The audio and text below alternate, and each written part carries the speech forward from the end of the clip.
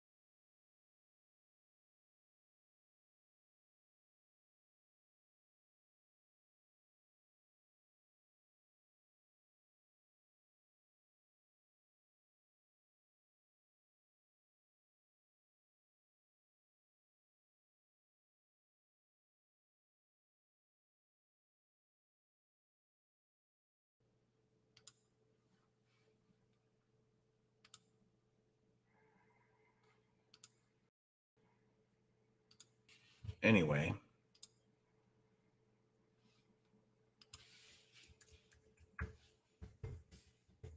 I hope everyone can hear me. This is Link Dandy Paranormal on Sunday, January 1st, 2023. I think I have this echo reverb thing on, and I don't like it. I'm going to try to fix it here, but it doesn't seem to be doing well at fixing. So anyway, so here I am. I will be live a lot more often if I can get this live stream up and running properly so that people can hear me. I do not have an agenda tonight. I will quickly try to go over my entrance into the paranormal society that I have joined about 4 years ago. And how that all came about. And until we have any viewers in here that would like to discuss anything paranormal, I will get started with how I got introduced into the paranormal game about 6 years ago. I was on Facebook and I was browsing, and I came across some what's a good word for it? Paranormal sites that I clicked on, and I watched Zach and all the rest of them like everybody else did, and it was very interesting actually. Um, I wanted to learn how what they were doing and this and that, and it was interesting, very very interesting how it all worked. I watched over in a short period of time a few of them crash because they were caught. What is it called? Lying, um, faking investigations and such. I caught a few lying.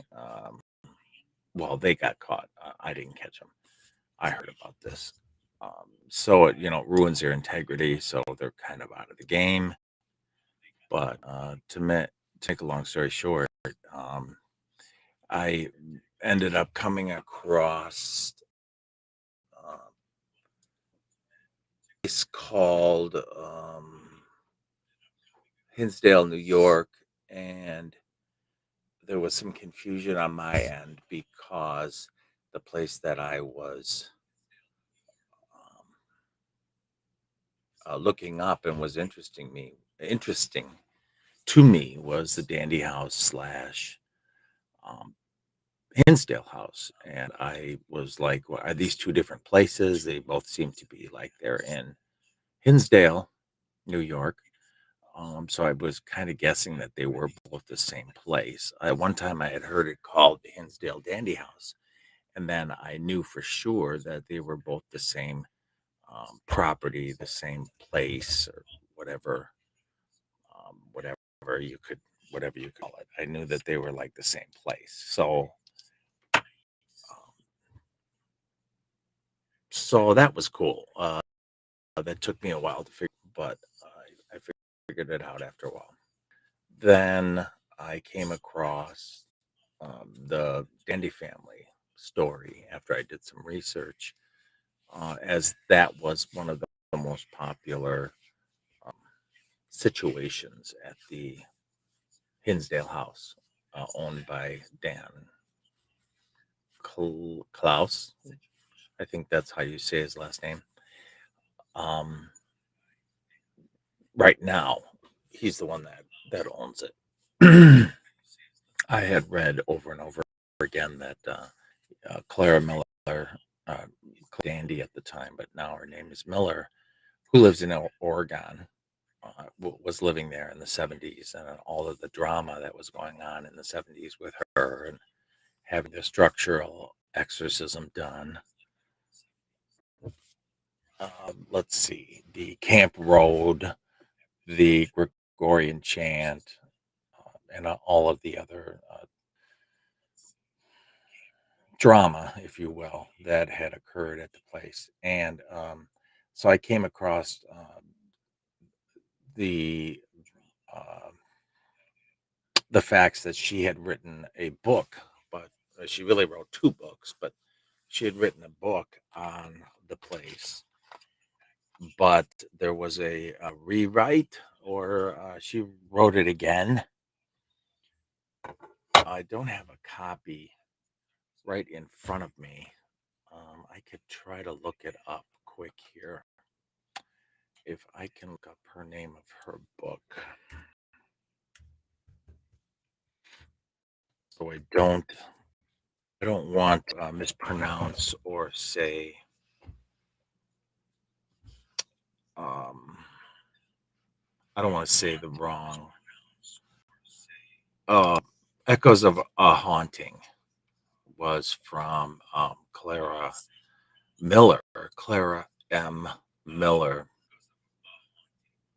uh, was her first book on the Dandyhouse, Hinsdalehouse. And then she said in her second book that she had to rewrite or re put it out for because people were complaining they couldn't even find the the first book that she had written a few years prior. So she again, but changed the name and added the word revisited after Echoes of a Haunting / Revisited. And it says paperback August 25th, 2009, but they're on Amazon and Kindle. They have it on Amazon Kindle, hardcover, paperback. Kindle, it doesn't say, let's see, read with our free app, but read with our free app, but it says $8.99. So I don't know how that all works, but Dan Klaus has also written a book, Hinsdalehouse, An American Haunting. And so I ordered her book, the first one, because that was the only one I knew, Echoes of a Haunting. Then I found out that she had revisited and wrote another one. So I bought the revisited version and read everything that she didn't put in first book. And then I found in her book talking about a gentleman named Paul Kenyon. And I had found out that Paul Kenyon, along with her, Clara Dandy, but she changed it to Clara Miller. I found out that Paul Kenyon was much younger than her. He wasn't a kid, but he was, I don't know, 14 years younger than her. I think he was around 20, 22 when he went to her house. And the information that details is Paul Kenyon, who lived in the area. He went over to the Dandies to help them out with their haunting issue back then in the 70s. And I had found out he's alive. And then I found out he wrote a book. So then I bought his book. And his book was like 500 some pages. And Clara's book, I don't know if it's 100 something, but it's smaller. So I read her book about 40 sometimes. I have it memorized pretty much. His book, probably only read, I don't know. No, Clara's, I probably, between the two of them, I read about 50 times. And his book, I only read about because it's much, much, much longer. And Paul Kenyon wrote a book, You Know They're Here. And it also has a picture of the house on the cover, just like Clara's does. So hers is Echoes of a Haunting, Clara Miller, it's under. And his is You Know They're Here under Paul Kenyon. And I think that his book is also available on Amazon. I don't know about Kindle. I don't see it here. There's new and used on Amazon right at this time. He was talking about adding or changing ways to um, put it for sale, put it up for sale because he says Amazon's too expensive. I said this is over 500 pages. $16.95 is pretty cheap if you ask me. The more pages and the more information that there is, the way I see it, it should be more money. But I think he wants to get more copies out at a lower price, and I get that. That's okay. Well, anyway, I found their two books and I read them over and over again, and it was so intriguing for me that I did more research, and then I found out that Dan, the current owner, lives in New York, and that he did some fixing up on the place. Apparently, it needed windows and um, doors and uh, water and a new sewer and a new roof and this, that, and another thing because the house was almost going to be torn down. And so he did renovating to to Clara's place. I call it Clara's place because her story is the most significant. Um, so he has nights, a day. I don't know if it's days and nights of the week that he does um, uh, paranormal tours. I'm not sure if it's days and nights or what, but I know that he has a group of people that does the tours for him because he doesn't live right in the same town, and he's always doing um, events, attending events, and discussing the paranormal. He's very busy with that, so he can't be there to be opening up for 2 people when he's got an event that he has to go talk in front of with 500 people. It's time in a day, so he has other people open for him. Then I found out on the internet that you can rent overnight stays. You look at a calendar and then you pick whatever day you want on his website, and then you uh, contact him via that site, and you can ask if those dates are still available. And I wish I knew how to put up his site. If I can figure it out, his site that I'll try to um, Daniel Shop. Maybe that's it. No, I don't think it's Daniel Shop. I think it's to find it here, but Daniel. Well, I can put this up there. It's not the one with the calendar though. I think it's just the store where you can find all of the books that I was referring to, 2023 calendar, sweatshirts and things like that. I bought hats and sweatshirts and cups and books and shirts and this, that, and another thing from that site, and it's good quality. And well, anyway, on this site that I'm trying to look up, let's see, Hinsdale House on this site that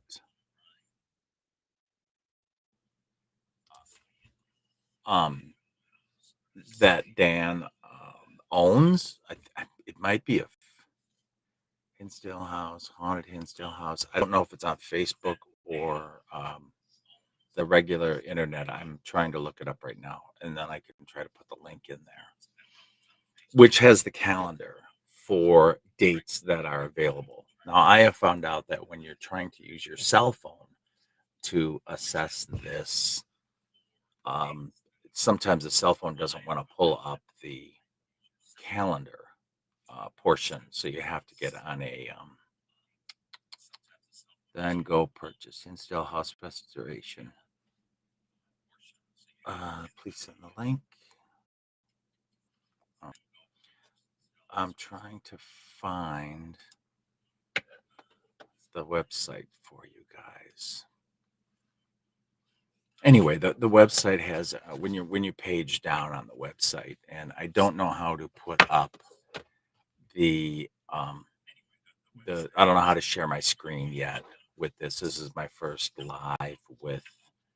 Oh gosh, it's 12:11 in the morning on January 2nd already. It's already 2 in the morning or what after 12.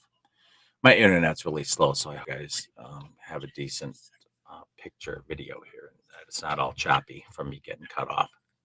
Excuse me, I smoke, so I will be smoking during my lives.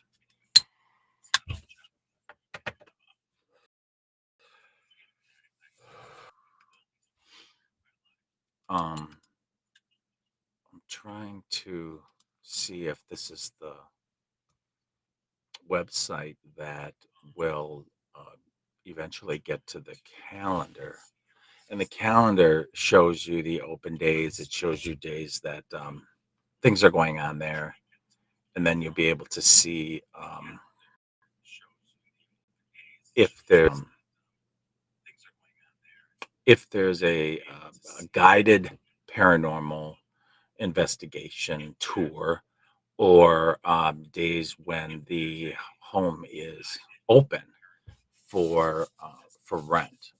A lot of these places have um, their their place open for rent, if you will. There's a place in Ohio, and I can't think of the name off the top of my head, but um, there's a there's a place in Ohio that I was thinking about going to, and I can't think about it right now. I can't think of the name right now, but let's see. HISD.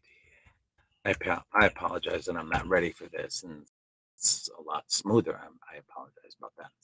Restoration project, no, that didn't work out. So Hinsdalehouse. Maybe that's the one that has but I'm gonna, one way or another, I'm gonna get you the website that has the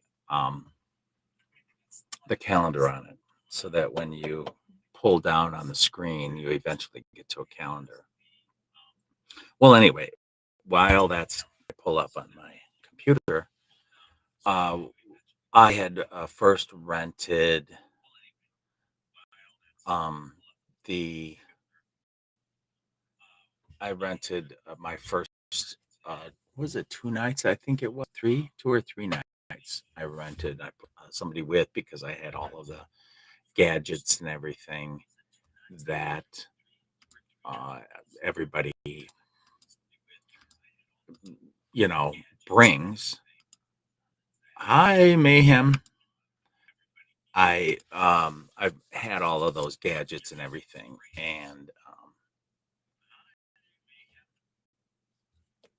I needed help because it's so daunting, and it's a 9-hour drive. So I brought somebody with to help with cameras and this, that, and another thing. Okay, this is the website that's got the calendar on it. It says need some dates. Check out this booking calendar, and the calendar's up on my screen finally. Finding real-time inventory. There's tons of haunted uh, day tours. It looks like most of them are at noon, 1 o'clock, 2 o'clock, 3 o'clock. And then you can go ahead in the calendar and you can see where people are staying overnight. And I think that's mostly um, in more when the weather is better. I have the 15th, 16th, 17th of May booked. So, this calendar I'm looking at isn't the right one. Book your tour. Looking for something to do. There's a Facebook page. Everything is on here. So, and if you can't find anything, all you have to do is really just contact Dan at all the information that's here, and then you would be able to book an investigation if that's what you wanted. It costs money, of course, but that's normal. It costs money to keep these places open, heat, electricity. They have to what is it called? Do repairs. They have taxes to pay. So yeah, it's a lot. So so I ended up staying, I think it was in the spring, summer of 2021, maybe. I think it was 21. Yeah, because now we're in 23. So, hey, Carpenter. Hi. So my first stay was in, I think it was June, May in 21. And I had 3 nights, and then I booked another 3 nights. I think it was in December of November, maybe, of 21. And then I did again in June of 22, and then in November of 22, and now the fifth stay, the fifth one, if you want to call it the fifth, would be May of 23. So I have a few good um, tools, if you will. So I have a few tools that I have purchased, and it is a lot of money. I was watching Death Walker, Nick Groff. I can't remember which site on the television it streams on or that it comes on. I can't remember which one it is, but he has got more. Oh my God, he's got so many um, pieces of equipment. But I mean, he's on TV, and I don't know if he's paying for everything or if I don't know, because this stuff is a lot of money. I've looked it up on like YouTube and stuff, and the the components that the tools that he's got are valued like anywhere between 100 and a few $1,000s. I was looking at one of these little boxes the other day, and it only came from, I don't know if it was Britain, but I think they wanted $2,000 or some god awful number, and it was so expensive. There was just no way that I would be able to buy anything like that, and that's okay. I'm not on TV, so I just have this little YouTube channel, which I finally got 50 viewers, and because you have to wait until you have 50 viewers before you can go live. And then there's other things where you have to wait for everything with YouTube. It's very time consuming and tedious, if you ask me. But oh, thank you for saying Happy New Year. But yeah, the stuff is so expensive. And Nick Groff, who was on Death Walker, who I think had a little bit of a questionable background where, yeah, that it is expensive. Um, so he's doing this series with Dan, the owner of the Hinsdalehouse, and uh, his quality that Nick Groff is putting out is incredible.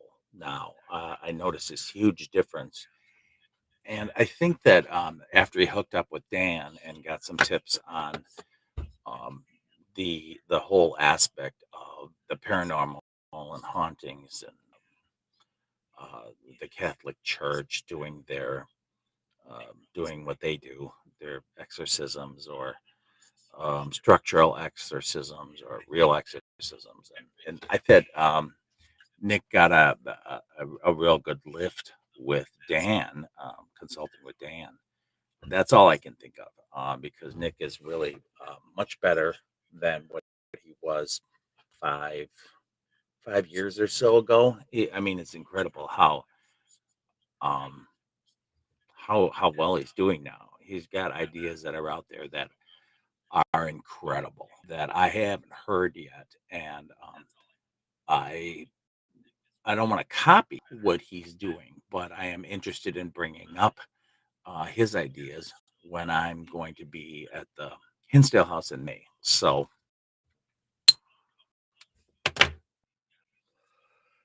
they're worth bringing up and getting people's opinions on because I think one of his concepts of what he was thinking was, oh, I'm trying to think of what he was coming up with, and that was that time. The It's possible that these spirits and entities, whatever they are, they may be responding to us in a different time than what we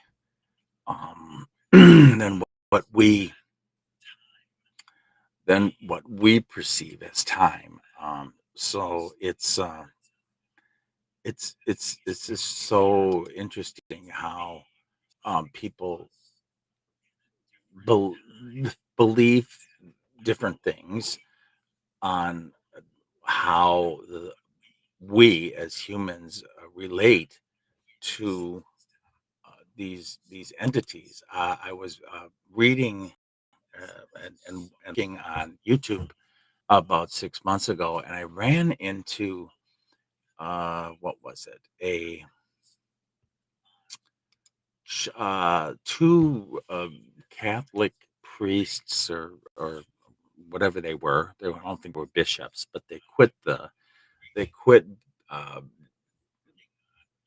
being in a church. They quit being a priest, and they uh, how do I say this? They dove head into the paranormal, and they investigated some homes in New York. I think in the 70s there was a couple of real nasty uh, things that had happened in New York at one or two of the houses, and I can't remember the names of the house. I don't know if they were in Manhattan or the Bronx, or I don't remember where it is. But anyone who really knows about paranormal, much more than I do, they would know which house I'm talking about. It was on the news. It was something else. So um, they came up with eight categories, not five, but eight categories, and they don't call them anything anymore other than parasites. And that really struck me funny because a parasite to me is a parasite is a worthless. Well, it's they're underground usually, and they're a nuisance, and it's usually bad. And am not sure that I ever thought about ghosts and entities as parasites. I don't know where they got that word from. It's on YouTube. I think they have some books out, and they're serious about what they're um, what they're doing and what they've come up with. And I, I mean, I've noticed that when I'm on people's lives and stuff, some people get offended when you say that they're a ghost. Some people get offended when you call them an entity. Some people get offended, call them a parasite. I don't know what to call these things anymore because everybody always gets offended. So I try to stick with it because it seems to be the least offensive. Parasite to me is is kind of offensive. I I just can't see calling uh, s- spirits from the afterlife after they're dead parasites. It just does well with me. So it's I try to stick with entity because I don't know what they are. I haven't been in this field that long. I do know that if anybody is interested in a very broad vision of this, Dan, who um, uh, runs a Hinsdalehouse, would know much more than myself. I don't know. I have ideas, and I think they're really good ideas for being what for having only been in this for a few years. I think I have a real good grasp at it, and the idea I have and things like that are instrumental because that's what all of the investigators are doing. They're all one way or the other. Hopefully, not faking content, because that's the worst thing that anyone can do is fake content. I could see that if they wanted to fake content, that they actually made their channel known that it was fake, and then they could make a comedy out of it, and not insinuate that the the content is real, because it'd be very easy to fake content, somebody banging on a wall or this or that, and ugh, faking content is just it's so bad. There was the first time that I had gone to the Hinsdale house, I had scratches on the back of my. It was almost on my glutes, but it was between the glutes and the thigh, and there was 10 scratches, and it had looked like I used to have a laying around here, a nail. It looked as though somebody took a nail and made nail marks. And now, if you know what a screw looks like or a nail, not the flathead ones from early 900s, but if you know what a nail or a screw, what kind of mark that'll leave on your body, it's not fingernails. And everybody was insinuating, oh, that's your fingernails. You just scratched your leg when you were sleeping. Well, there were 10. There were 10 scratches, and they were all right on below my rear end, but between there and the thigh. And it was in the back on the right. And because I felt something funny, and I looked down there. I got up in the morning, to go to the bathroom, and I had those big scratches on my leg. I put a picture of it on uh, the dandyhouse Facebook page, and I think I have something on it on my YouTube channel also. And the person that came along and helped me said, "Oh, that's my fingernails." And I said, "No, no, no, no, no, no, no." And then I took my hand and I was trying to make the identical marks. And my fingernails are, what you see is what you get. There's nothing there. I have them cut off because I don't want to work, and I don't like my nails getting torn off. The only thing that I would do is just leave big red marks. I wouldn't leave not like a knife, but like the end of a nail or the end of a screw, a wood screw or something. It would leave that kind of mark. My nails don't do that. Um, but I found it interesting. There were 10, and they were all in a row. Some were worse than others, but that went away probably within a day. Then I also had a mark right on my mouth here that I thought was a bite, and I didn't get a picture of that, and I should have done that right away. But just like Clara says in her book, the sum of the instances, um, I don't know what she says, the sum of the individual instances are are more than the individual instances when you add those up. Because when something happens, you dismiss it or don't worry about it, and you get on with the rest of your life. But then when after you've left the place, she was insinuating that when she leaves and looks back, she knew that that was a disaster, and horribly wrong to live with every day. Gongs going off, your kids being possessed. Like when I went there, I had this mark on the side of my face, and I went, "Oh, look at that." When I thought it was a bite, it was on the top of my lip, and it only lasted a full about 4 hours after I got out of it. It was the same morning that I had the 10 scratches on my rear end. Then I had teeth marks on the palm of my hand. It was like somebody took some dentures, an upper or lower, and then pushed it into my hand like it was an ink stamp, and pushed it in there real, real hard, because it was this type of U. Your teeth are in a U shape, upper and lower, and the U was like this. So even if I could get my hand in my mouth, which I can't, this is way too wide.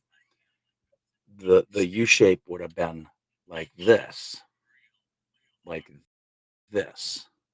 The U shape like this. Well, the U shape that was on my hand was like this, which means if it was a dog mouth or my mouth or whatever, which I can't do, I can't get my arm down my throat, put teeth marks on my hand in um it was a full mouth, teeth marks. It was like somebody, the only way I can think of is if you had a set of dentures and you pressed it on your hand real hard and then you pull it off and then you're going to have this mark. And that there was three things that were on my body when I woke up that morning, the first time that I stayed.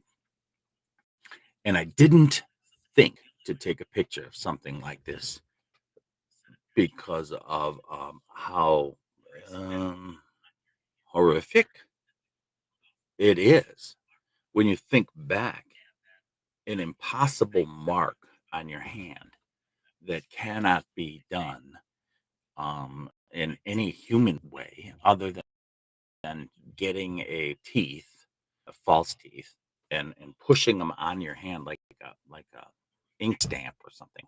But this would have been indentations because teeth, they go up and down. And then I didn't get a picture of my mouth, but I did get a picture of that down there because it was boom, boom, boom, boom. If you see the picture, you'll see that blood was coming out. Well, blood wasn't coming out of my hand. Blood wasn't coming out of my mouth. And I just thought, wow.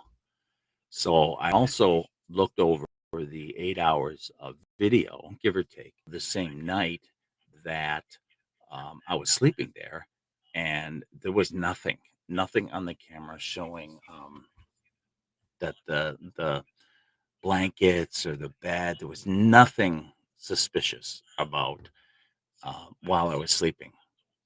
So this stuff can just happen to you, and with no noise, with no ruffling of the atmosphere that you even notice. You just, you're sleeping and you wake up and there it is. I didn't wake up and feel that anything was on me. A lot of people, many say, "Oh, they're held down, they're choked, they're this, they're that." That hasn't happened to me yet, but I woke up with marks on me from the first time that I was there that is not humanly explainable, other than it being an entity that is not of us, of our type of human. This is no way. It couldn't even have been an animal because, like dogs and um, all animals that are out there, I think they all have the same type of teeth. They're all just like Bigfoot has got, whether you believe it. Their mouth, their teeth are in their head the same way ours are, and dogs, it's the same way. Cats, everything seems to have teeth in their mouth the same way we do. I don't know about dinosaurs like that. I can't think about everything right now. I'm stressed with doing this live feed for the first time in my life, and I can't believe it's actually working. But the long and short of the story is there was nothing on Earth that could have left teeth marks other than fake teeth that were pressed into the skin. Otherwise, it would be my arm would have had to have been shoved into somebody's mouth, or maybe my body was shoved into somebody's mouth, and the only thing that was sticking out was a hand. Where's the bottom of the teeth? It was only the top. So I kind of get the impression that that was done to show me that this is real. The mark that was on my upper lip on my right side, after at first I thought it was a bite, but then I thought about it, and it was more like a cigarette burn, if you will. It was, round. It was like right here, but I didn't. I At the time I didn't feel like I had to um, either getting getting a picture, which which Clara mentions in her book is how um they looked at things when they were there. Things got worse as time went on. Gongs would go off in the basement, babies are crying, sirens would go. You'd hear uh, people, their car doors closing right in the driveway because you when you have a house for a certain amount of time, you can hear things that okay, yeah, somebody's here. You hear their car door closed or whatever. If you're not playing loud music or whatever, something like. But you get to know your home noises, and you can hear if the neighbor kid is home. Plays loud music or whatever, what have you. You learn sounds, and so the things that they heard were real sounds or fake sounds. And let's hear a car door, and then they look out and there's nobody there, but they hear it all the time, and then there's nobody there, and or somebody comes over and only certain people see them, but the rest of the family members don't see them. So, and they're human looking, just like you and me.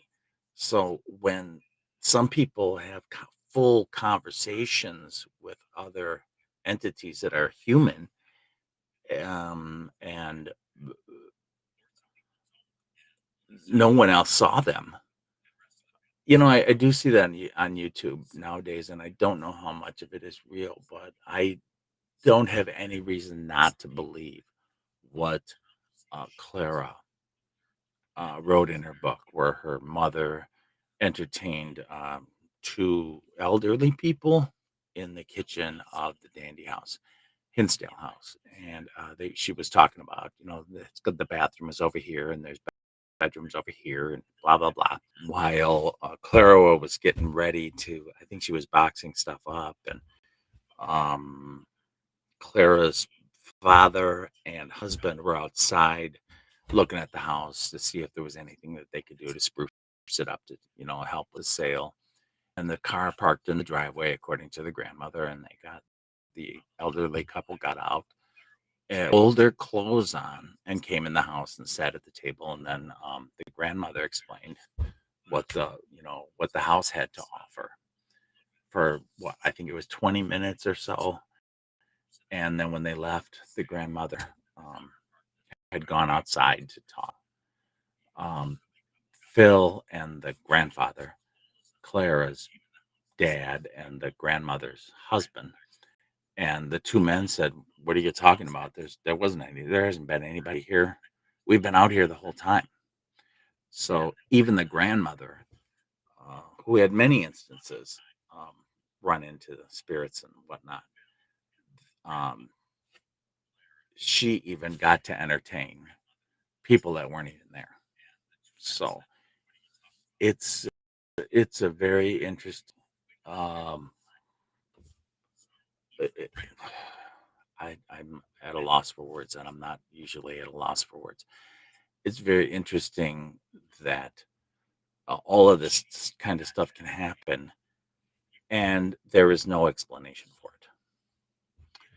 I do find it interesting, then, that when people see it firsthand and feel it firsthand, they still come up with this bizarre.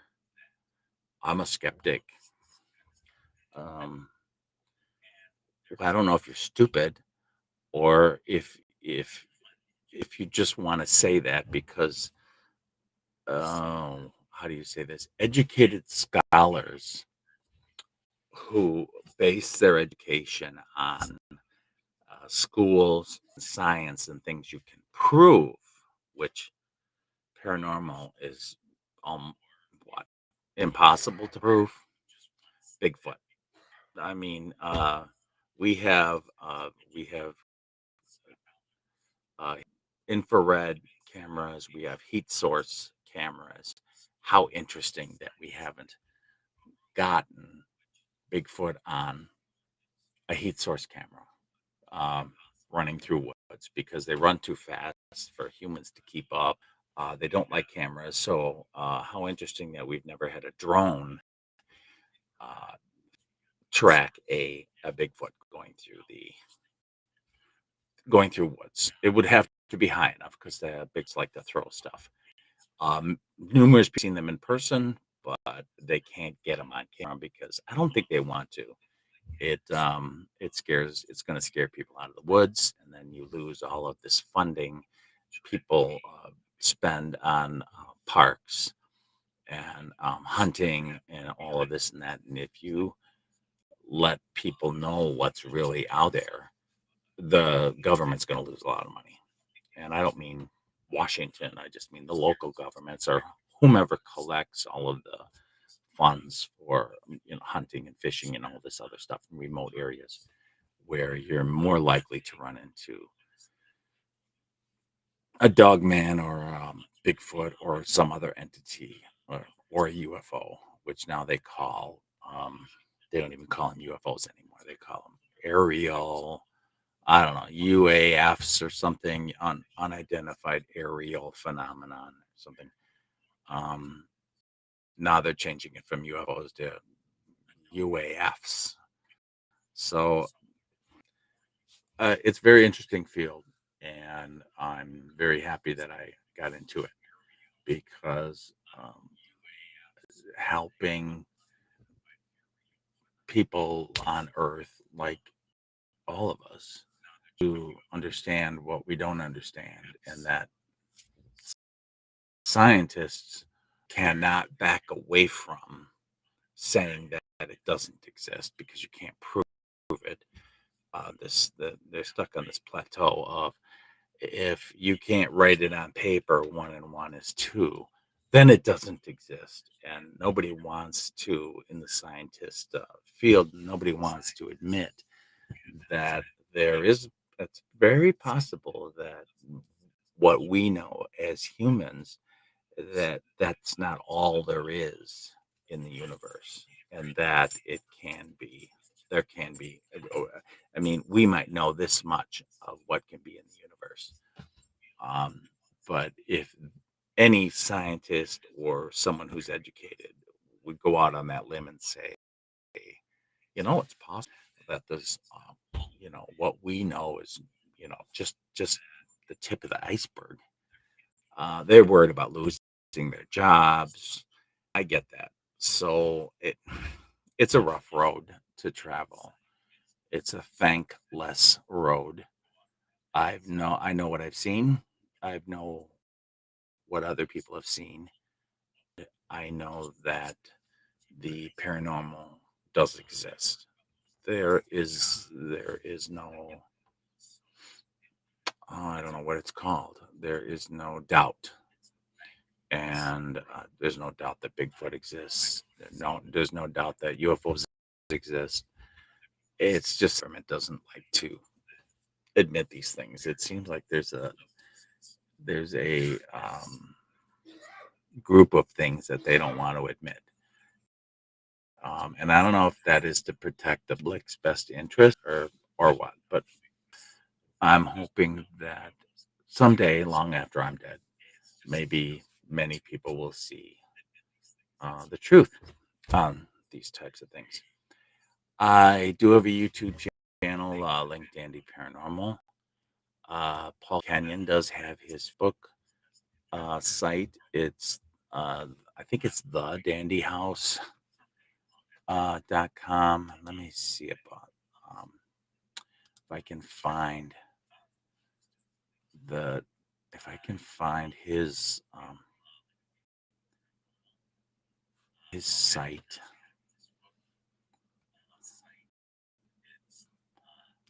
Try to find it here for you guys and quickly put it up. Let's see, Facebook, the Dandy. I'll get the link to come up. I'll post that too. That's Paul Kenyon, the author, who was also at the Dandy House when Clara Miller was there and witnessed so many of the things that she witnessed and witnessed stuff that that she didn't witness because he was up there with another guy named Tim at the time, and they were both quote unquote, protecting the house when Clara and Mike and all the girls were sleeping. So Tim and Paul saw things that happened at night that Clara wouldn't have seen, that wouldn't have seen, and Mary and Laura and Beth and Phil was always in Buffalo at his, I think it was Ford job. He didn't see a lot of stuff. When they were moving, the ghost made sure that entities made sure that he did see. And about a week before they were ready to move, yes, he went upstairs because the lights were on. They got him to go up there and turn off the lights. And of course, he walks into his bedroom and a book is floating over a dresser in the open position. It's floating. And so he got his dose that he wasn't privy to, though, for the few years that the family members were complaining about this, but he wasn't around to see it. Well, they made sure he saw it before he moved. Um, the entities. I find it so interesting that they do things unexpectedly. They do things, it seems like, with a purpose, but what is the purpose? But uh, it's very interesting. It's almost calculated. So I'm at about an hour now, so I'm gonna um, close this close this Restream live feed, and I want to thank everyone for watching, whoever might just so happen to watch. Thank you again, and happy paranormal hunting.